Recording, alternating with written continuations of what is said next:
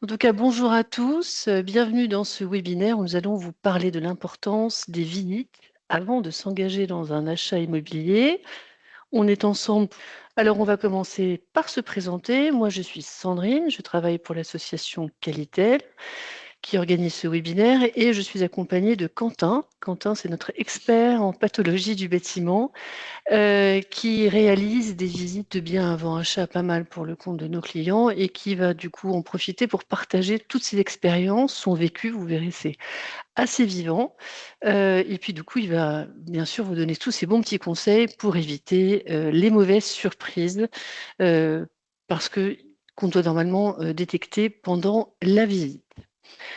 Avant de rentrer dans le vif du sujet, un petit mot de l'association Qualitel. Donc, c'est une association à but non lucratif qui a été créée il y a plus de 50 ans maintenant par les pouvoirs publics, avec une mission d'améliorer la qualité des logements en France.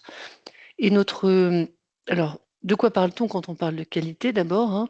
La qualité d'un logement, c'est des problématiques de confort thermique, de confort acoustique, de ventilation, de luminosité, et tout un tas de choses que va nous expliquer Quentin, et souvent des choses qui ne sont pas toujours visibles, notamment par un non-sachant, et auxquelles on ne prête pas souvent attention quand on fait des visites, parce que forcément on regarde que ce qui est visible et que ce qu'on peut voir.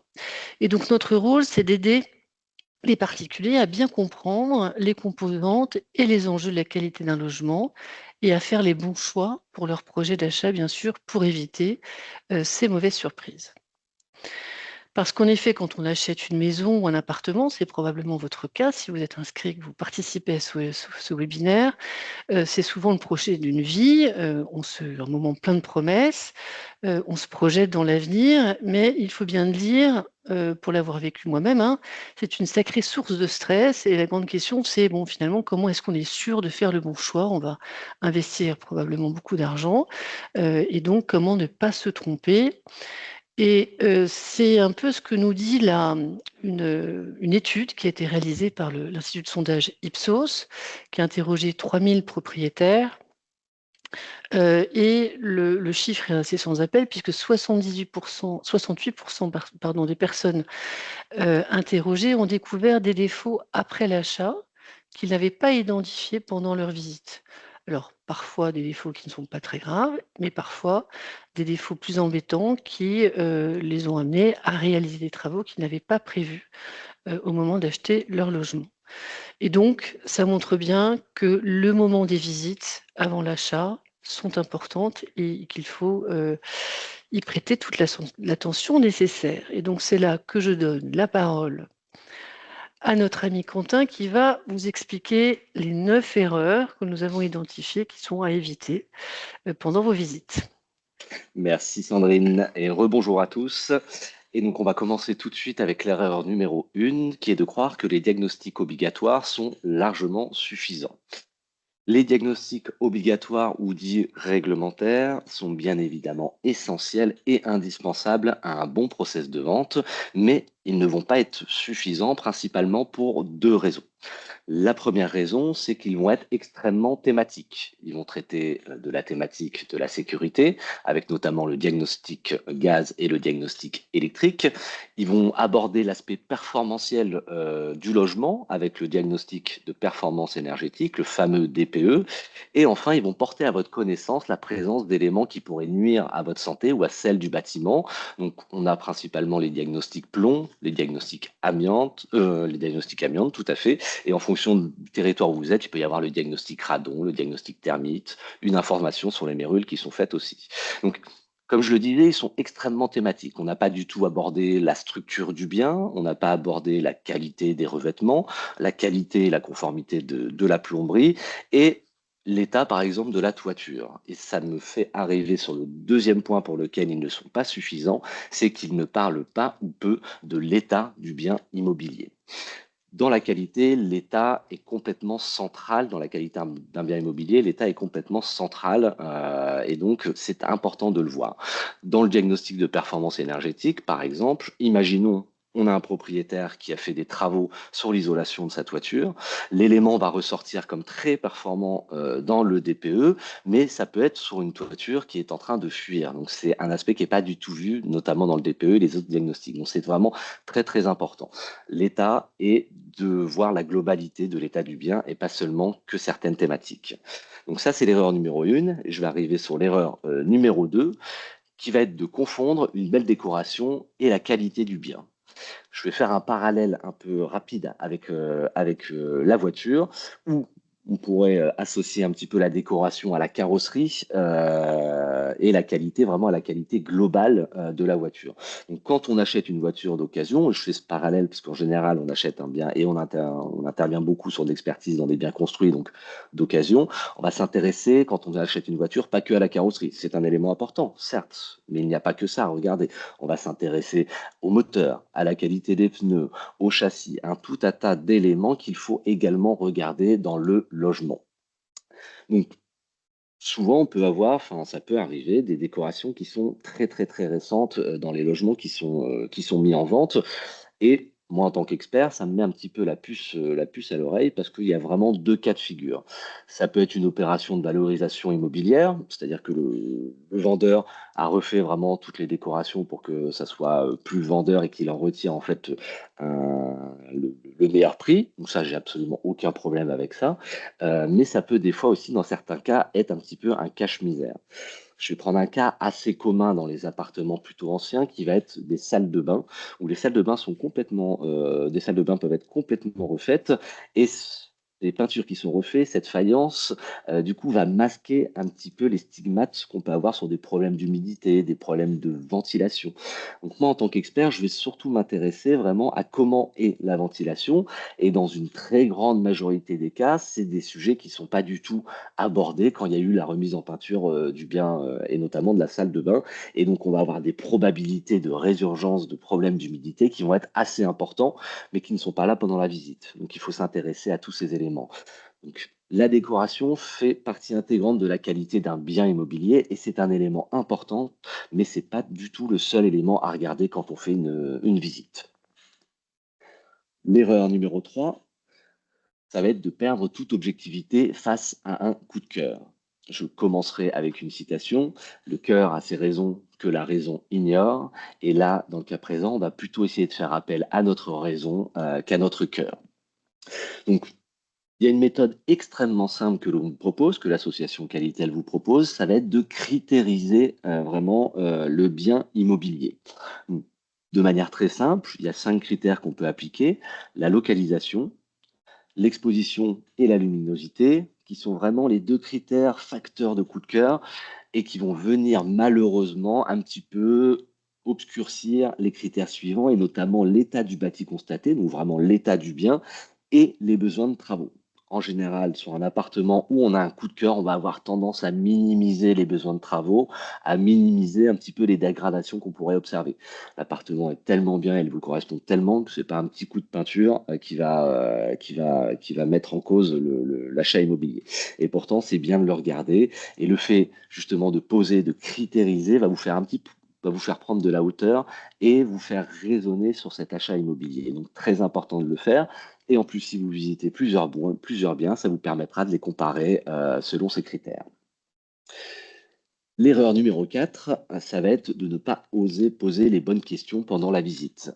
Là, je commencerai avec un cas que j'ai eu où j'accompagnais un potentiel acquéreur sur un bien immobilier donc, qui était situé à Carrière-sur-Seine en Île-de-France et c'était un ancien garage qui avait été transformé en maison individuelle. Les travaux avaient moins d'un an, donc lorsque je réalise ma visite, j'ai pas grand-chose de négatif à dire sur le bien en lui-même. Les travaux étaient bien faits, tout était en bon état, voire même très bon état. Les systèmes de ventilation étaient cohérents, le dimensionnement des installations de chauffage était bon.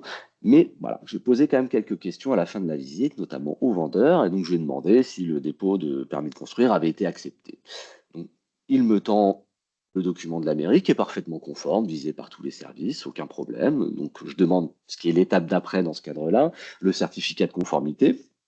Il me tend le document et là, je me rends compte qu'il est signé uniquement par les vendeurs et non pas par les services de la mairie. Donc, je fais un petit retour en arrière sur la procédure et du coup, je lui demande le dossier de permis de construire. Donc, c'est dans cet élément qu'on va voir un petit peu tout ce qui a été validé par la mairie. Et là, en regardant un petit peu les plans, bah, je me rends compte que à la place du salon, donc tout le rez-de-chaussée de la maison, salon et cuisine, et bien sur les plans, et ce qui avait été autorisé par la mairie, c'était un parking, donc un garage couvert. J'ai précisé que cette visite était en Île-de-France, parce qu'il y a des problèmes, beaucoup de problèmes de stationnement en Île-de-France, et qu'en général, quand on retire un stationnement, ça met un frein tout de suite au permis de construire. Et donc, voilà, le fait d'avoir posé la question a permis au potentiel acquéreur qui n'a pas poursuivi d'éviter de gros problèmes, parce que si jamais il y a un contrôle de la mairie derrière, c'est le propriétaire, lors du contrôle, qui redoit la mise en conformité. Donc, ces questions ont permis justement d'éviter des situations qui sont très problématiques ensuite. Oui, puis il aurait du mal à revendre sa maison après, probablement.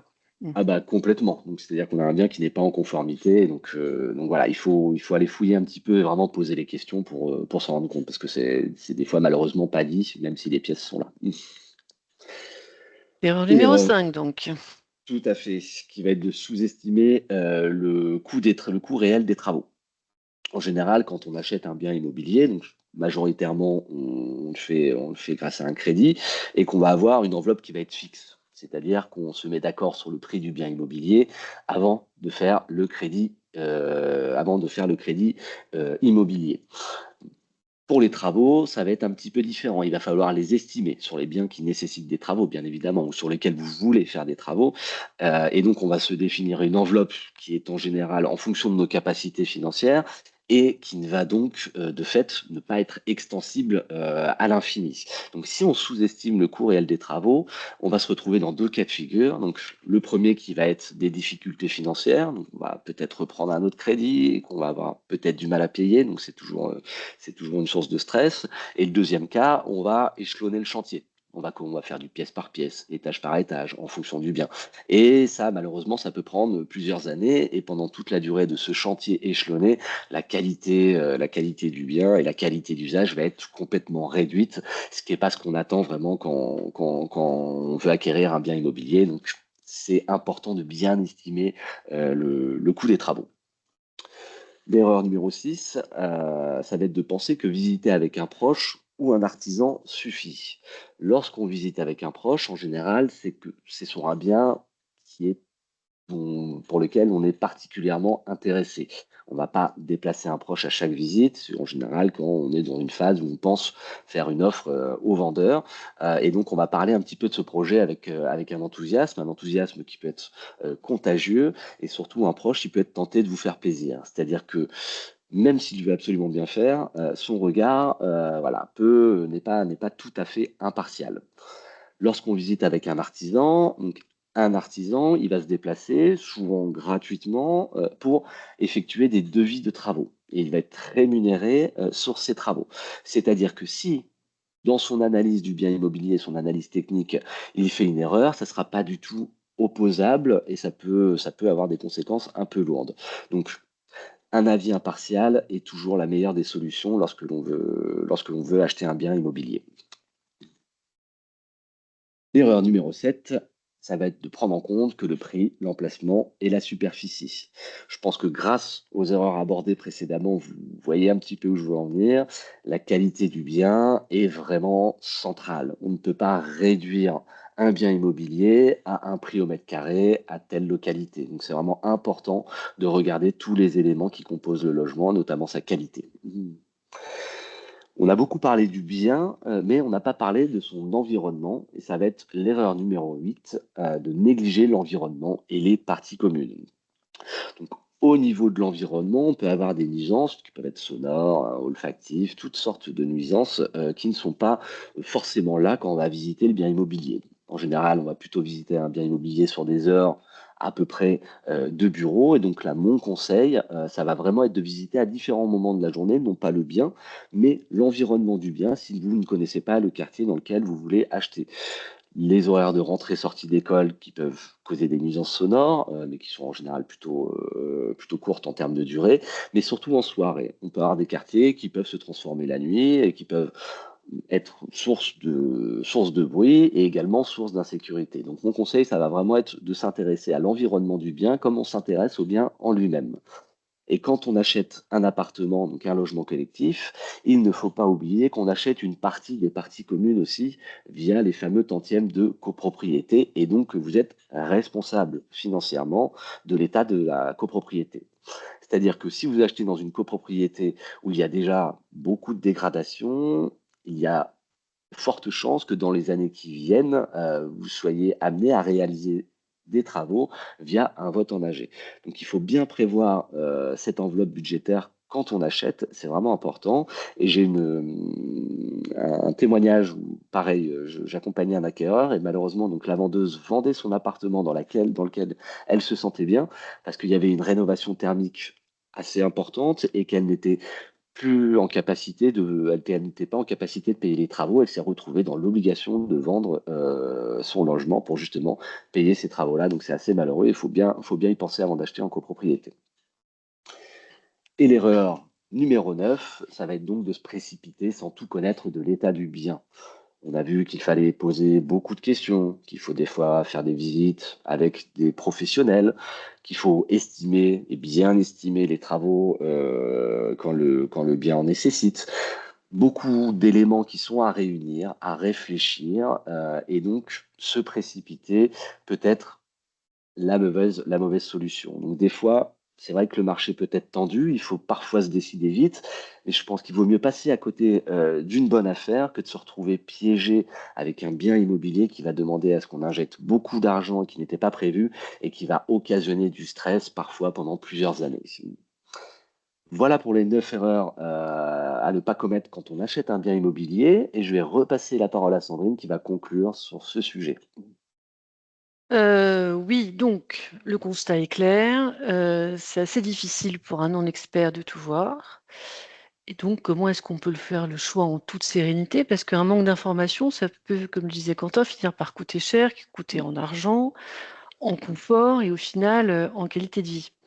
Alors, il y a cette question qui se pose, comment on fait pour acheter son logement en toute connaissance de cause? Tu le disais Quentin, quand on achète une voiture, on a toutes les informations nécessaires, y compris ce qui se passe sous le capot. On peut faire le parallèle sur le logement, on voit le logement, mais on ne sait pas toujours ce qui se passe sous le capot du logement, si je peux me permettre ce parallèle. Et donc c'est justement là qu'intervient une solution qui a été pensée pour ça, pour amener cette expertise, ce regard expert, cette clarté, cette transparence au moment où on prend une décision quand même les plus importantes de notre vie. Et cette solution, c'est Alex. Une idée toute simple, hein, créée par l'association Qualitel, l'idée toute simple, c'est de proposer une évaluation complète, surtout objective de l'état du logement que vous vous apprêtez à acheter. Et le but, c'est que vous preniez une décision en toute connaissance de cause. Alors c'est une idée toute bête, mais c'est une idée qui est pratiquée dans de nombreux pays, pas en France, parce que comme le disait Quentin, l'État français décide que la qualité des logements est évaluée à travers ces fameux diagnostics réglementaires. Donc ils vont regarder que des sujets de sécurité ou de décence, mais pas la qualité pardon, globale du bien. Et les principes clés d'Alex, excusez-moi, les principes clés d'Alex, c'est-à-dire le mot d'ordre, c'est la confiance. La confiance est important parce que quand quelqu'un va vous aider à prendre une décision, il faut que vous ayez confiance dans ce qu'il va vous dire. Et nos experts sont objectifs et impartiaux, sinon ils ne travaillent pas pour nous. Et puis il y a aussi la caution de Qualitel, de ses 50 ans d'expérience dans la qualité du logement, donc la bonne connaissance, pour permettre un choix éclairé, serein, que ce soit pour l'achat de votre logement ou pour un investissement locatif. Ça marche aussi, bien sûr. Donc on parle d'une analyse approfondie de plus de 100 points de contrôle et là je vais redonner la parole à Quentin, Merci notre Sandrine. expert. Vas-y. Et oui, donc c'est plus de 100 points de contrôle. J'ai même envie de dire, c'est à minima plus de 100 points de contrôle. C'est-à-dire que 100 points de contrôle, là, c'est vraiment pour un petit studio. Et donc, il va y en avoir plus, bien évidemment, pour une maison qui serait plus grande. Donc, ces plus de 100 points de contrôle sont répartis sur 5 domaines d'analyse principaux, donc qui vont être les éléments extérieurs, donc qui vont regrouper l'enveloppe façade, toiture, mais également les espaces extérieurs privatifs qui sont pris en compte dans nos expertises. On va s'intéresser à la performance et les installations qui y sont associées, donc notamment sur le chauffage, la production d'eau chaude sanitaire, l'électricité et la climatisation s'il y en a.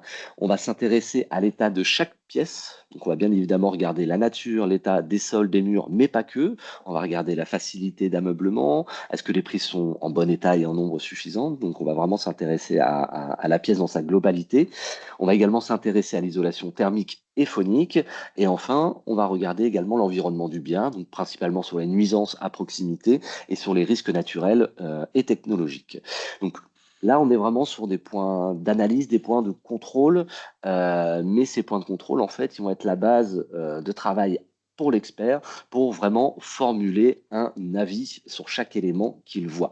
Parce que l'idée, c'est pas d'avoir une checklist qui est cochée avec un état à côté, c'est vraiment d'avoir un expert avec qui vous pouvez discuter pendant la visite et qui vous livre son analyse et son avis sur les éléments qu'il a vus. Donc, si jamais il y a des éléments qui sont notés par dégradé ou alors la performance n'est pas suffisante au regard des standards actuels, eh bien l'expert pourra formuler des préconisations de travaux. Donc, sur la version de base, qui était la version avec laquelle on a commencé, on catégorisait ces préconisations de travaux selon 3 degrés de coût et de complexité, des éléments plutôt faciles et peu coûteux à mettre en œuvre, des éléments variables et des éléments qui sont onéreux et difficiles à mettre en œuvre. Donc, on a eu des retours de la part de nos clients qui, pour une grande majorité, trouvaient que c'était pas suffisant et ils voulaient vraiment une estimation du montant des travaux en euros pour répondre notamment à l'erreur qu'on a vue précédemment, qui va être de ne pas sous-estimer les travaux. Et c'est pourquoi nous avons développé une option estimation du montant des travaux. Donc, cette option, on l'a développée en partenariat avec l'INTEC. Donc, l'INTEC, c'est l'Union nationale des économistes de la construction, et elle est basée sur plusieurs dizaines de milliers de devis, donc sur des prix réels. Et la base de données était tellement importante qu'on a même pu départementaliser le prix des prestations, c'est-à-dire que le coût d'une même prestation ne va pas être la même à Brest qu'à Paris, qu'à Strasbourg. Donc, sur cette option, on a voulu aussi donner le maximum d'outils pour arbitrer un petit peu ces travaux, c'est-à-dire qu'il n'y a pas un montant des travaux global pour l'ensemble du bien, on sera à 30 000 euros pour la réfection de la maison. Non, on est vraiment sur du poste par poste et pièce par pièce. Donc, comme on a vu que l'enveloppe des travaux, souvent, elle n'était pas extensible, ça vous permet d'arbitrer et on a ajouté également une priorisation sur ces travaux. Donc, il y a 3 niveaux de priorisation, donc des travaux qui seraient prioritaires pour tous les travaux de sécurité ou alors pour tous les travaux qui mettent en cause la pérennité du bien. Je pense par exemple à une fuite en toiture. On va regrouper aussi tous les éléments qui ont trait à la performance et au confort. Et enfin, tous les éléments dits de rafraîchissement qu'on peut, voilà, par le parallèle qui a été fait avec les numéros 2, qui correspondent un petit peu plus à la décoration.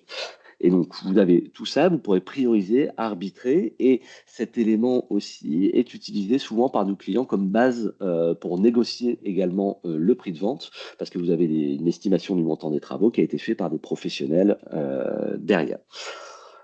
Voilà pour l'évaluation et la partie technique. Je vais repasser la parole à Sandrine qui va vous parler du déroulement de la mission. Alors, en effet, comment se passe une visite Alex? D'abord, la première question, c'est quand faire appel à une évaluation de l'état du bien du logement que vous allez acheter avec Alex. Alors, vous allez préparer votre projet, vous allez visiter plusieurs biens, et puis, à un moment donné, vous allez trouver le bien qui coche un peu toutes les cases selon votre regard. Et c'est à partir de ce moment-là qu'il faut se dire, tiens, je vais faire venir un expert Alex, donc il y a le même profil, hein, ils ont tous le même profil que Quentin, des experts en pathologie du bâtiment avec un nombre conséquent d'années d'expérience. Donc c'est à ce moment-là, en fait, soit avant d'avoir fait l'offre, soit juste après, en tout cas, au plus tard, au moment de la signature du compromis, parce qu'après, vous n'avez plus que 10 jours pour vous rétracter. Et là, vous allez vous retrouver encore dans une période de stress. Donc, plus vous l'anticipez, plus vous avez le temps d'intégrer les éléments du rapport et de ce que l'expert vous aura dit, plus vous aurez le temps de les anticiper et de prendre une décision sereine. Donc, plus tôt vous le faites, mieux c'est. Donc, la signature du compromis, ça marche encore, mais vous serez encore là dans une situation de stress parce que le temps presse et vous n'avez plus que 10 jours pour vous rétracter. La visite se passe en 4 étapes. D'abord, vous retrouvez l'expert sur place. Alors bien sûr, on s'est mis d'accord sur une date qui convient à vous, à l'expert et à l'agent immobilier. Donc il faut réussir à concilier les agendas de toutes ces personnes, mais on y arrive en général, très bien.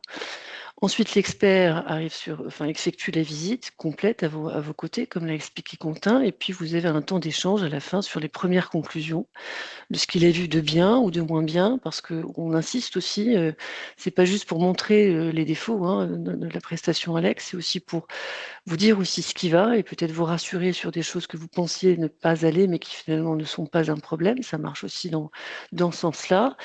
Et puis, sous 48 heures ouvrées, vous recevez le rapport détaillé.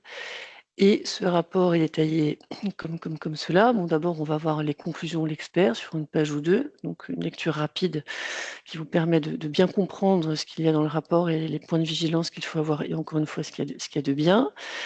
Une page qui résume les travaux, donc comme l'a dit Quentin, poste par poste, avec le montant qu'on voit ici en petit de chacun des travaux à réaliser. Et puis la priorité, donc enfin les priorités vert, c'est du rafraîchissement, donc c'est pas trop grave. Orange, c'est de la performance, ça peut attendre un peu, selon vous, vos besoins. Et rouge, c'est des choses qu'il faut faire assez rapidement pour ne pas que le bien se dégrade dans la durée.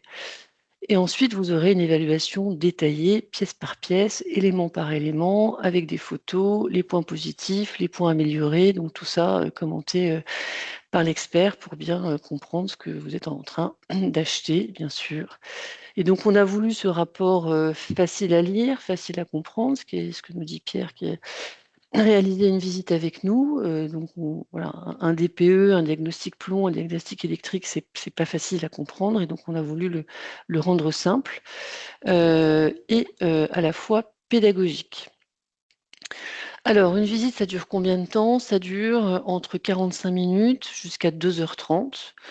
Tout simplement parce que c'est facile à comprendre. On passe moins de temps dans un studio de 20 mètres carrés, par exemple, que dans une maison de 150 mètres carrés. Il y a beaucoup plus de choses à voir. Donc, l'expert prend le temps de faire cette visite avec vous pour tout voir.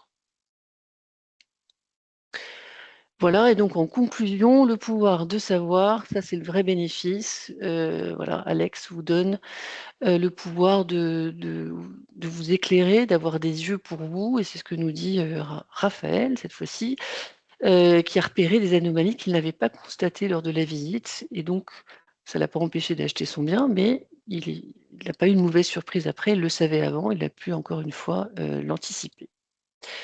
Voilà, donc sécuriser un investissement, prioriser les futures rénovations, obtenir un avis objectif et impartial, et surtout gagner en tranquillité d'esprit. Voilà les 4 bénéfices clés du service Alex. Et puis, si vous avez un projet en vue, ben, nous sommes là pour vous. Il y a le site alex.qualitel.org. Vous pouvez télécharger un exemple de rapport, obtenir un devis, et puis notre équipe est là aussi à votre écoute par téléphone ou par email si vous en avez besoin. Voilà, on en a terminé avec la présentation. Maintenant, l'heure aux questions. Je ne sais pas, Alors, il y a une question Philippe, oui. Oui. qui est quel accompagnement pour un logement en VFA ou un neuf qui serait achevé? Donc là, malheureusement, on va pas pouvoir vous accompagner sur des logements neufs. Donc pour une raison principale, c'est que pour vraiment faire une visite de ce type, il faut avoir les pièces écrites, donc ce qu'on appelle les cahiers des charges techniques et particulières, pour être sûr que ce qui avait été prévu, c'est-à-dire ce que vous avez acheté sur plan, a réellement été posé. Et donc il y a un travail documentaire qui est à faire avant, et nos trames de rapport ne sont pas adaptées malheureusement pour les logements VFA ou 9 HP. Donc pour la personne qui pose la question, moi je vous propose de nous envoyer un petit mail à l'adresse qui s'affiche et on pourra vous orienter vers des entreprises qui savent faire ce travail-là et qu'on connaît bien, dans lesquelles on a confiance.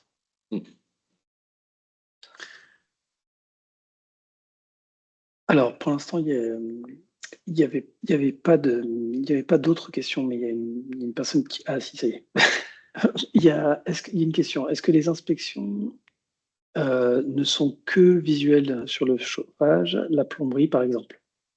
Oui, tout à fait. Donc, on est sur des inspections visuelles et non destructives pour une raison plutôt simple, c'est-à-dire qu'en fait, on intervient en grande majorité avec le potentiel acquéreur et qu'il n'est pas en propriété du bien qu'il visite.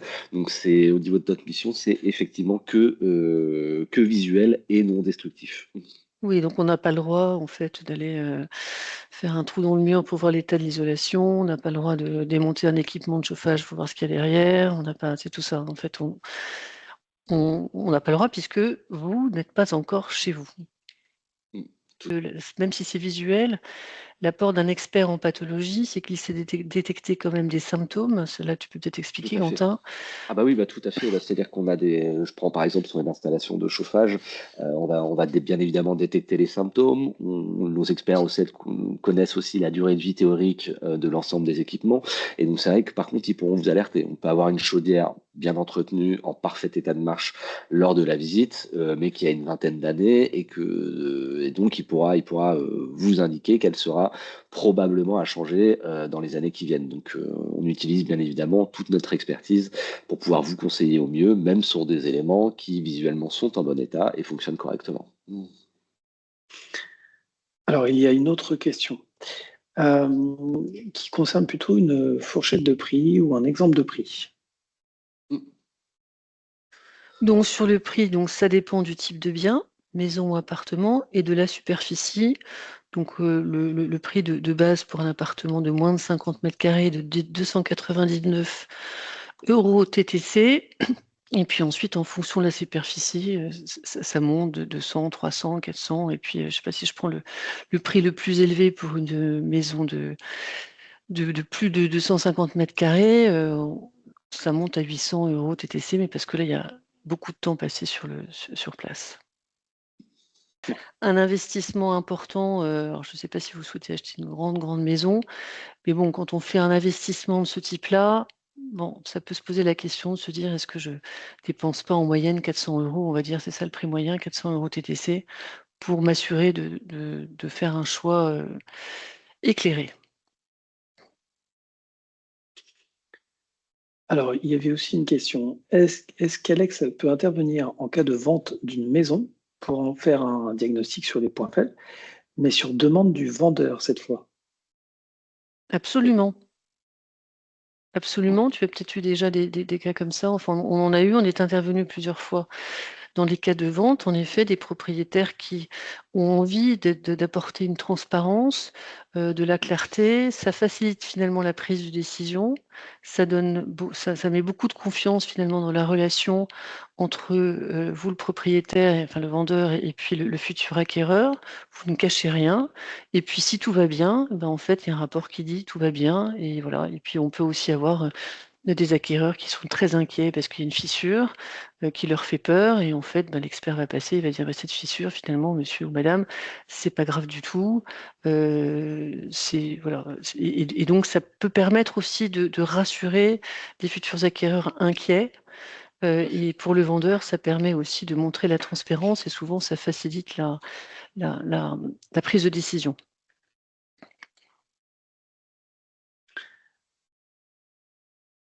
D'autres questions?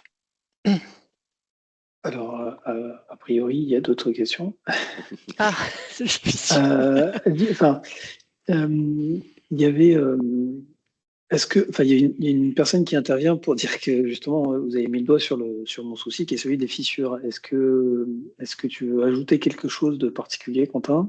Ah oui, bon, je peux en parler, hein. C'est un sujet qu'on traite énormément, qui est peut-être un des sujets qu'on traite le plus aujourd'hui. Et nous, nos experts, donc, ils sont complètement en capacité de qualifier la dangerosité d'une fissure. C'est-à-dire qu'on peut avoir des fissures, effectivement, qui vont être qualifiées de dangereuses, sur lesquelles il faut aller chercher un petit peu plus loin. Donc, c'est-à-dire, quand je dis aller chercher plus loin, c'est vraiment s'intéresser aux fondations qui sont malheureusement pas visibles. Et là, c'est des études géotechniques qui pourront avoir des résultats probants. Mais si on a des fissures diagonales sur des mouvements de terrain, effectivement, on peut alerter. Moi, par expérience, sur 95% des dossiers sur lesquels j'interviens, on a très souvent des fissures, ce qui peut être tout à fait normal sur un bâtiment. Ça ne dit pas qu'il ne faut pas les traiter, mais ça peut être tout à fait normal. Et on a beaucoup de fissures de déliaisonnement, des extensions où il n'y a pas de chaînage, qui ne sont pas des fissures qui sont graves, qu'il faut traiter pour éviter les infiltrations d'eau. Mais voilà, c'est des sujets qu'on a grandement l'habitude de traiter, et les fissures font très peur à tout le monde, et que on peut rassurer sur ce sujet-là, bien évidemment si les fissures nous permettent de rassurer sur ce sujet. Voilà, mais comme tu l'as dit, si une fissure paraît dangereuse, un peu grave, là, c'est pas le temps de la visite qu'on pourra qualifier la nature de la fissure et que donc l'expert va plutôt préconiser de faire des analyses complémentaires, Tout des à fait. bureaux d'études techniques notamment, qui vont venir peut-être appareiller finalement la fissure. J'ai peut-être pas le Tout à terme fait. technique, Quentin, mais enfin mettre Non, non, des mais c'est outils de ça, ils vont mesure, venir, voilà ça. ils vont la surveiller son évolutivité. Et après, sur la réparation d'une fissure, en général, quand elle est grave, ça vient vraiment d'un problème plutôt de fondation, et qu'il faut pouvoir qualifier la fondation, il faut pouvoir qualifier le sol.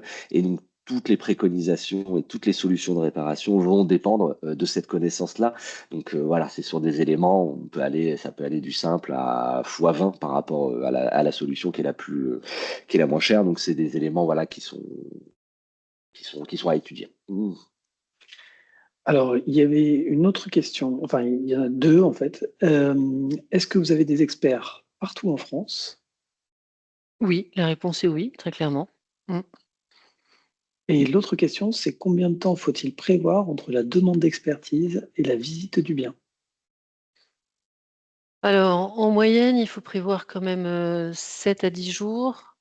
D'abord parce que, comme je le disais tout à l'heure, il faut réussir à concilier l'agenda notamment de l'agent immobilier qui parfois euh, a aussi ses contraintes, bien sûr, parce qu'il a son travail et le vôtre, et puis celui de l'expert, mais on y arrive des fois. Alors, c'est pas la majorité des cas, c'est plutôt, c'est plutôt l'exception, mais on peut y arriver du jour pour le surlendemain, mais en moyenne, c'est, on va dire, entre 7 et 10 jours.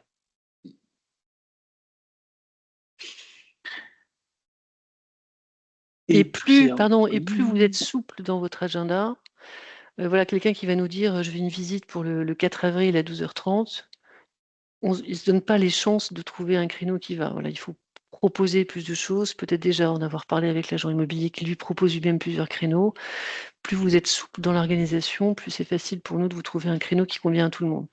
Voilà, donc la bonne pratique, c'est plutôt de ne pas dire, voilà, je veux que vous passiez chez moi le 10 avril à 14h30 et puis vous avez qu'une heure pour faire l'inspection alors qu'en fait on en a besoin de 2h30, quoi. Et merci beaucoup encore pour votre attention. On espère que ça vous a plu, que vous avez appris des choses en tout cas. Voilà. Merci à tous. Et sur ce, Bonne soirée. excellente soirée. Merci. Au Au revoir. revoir.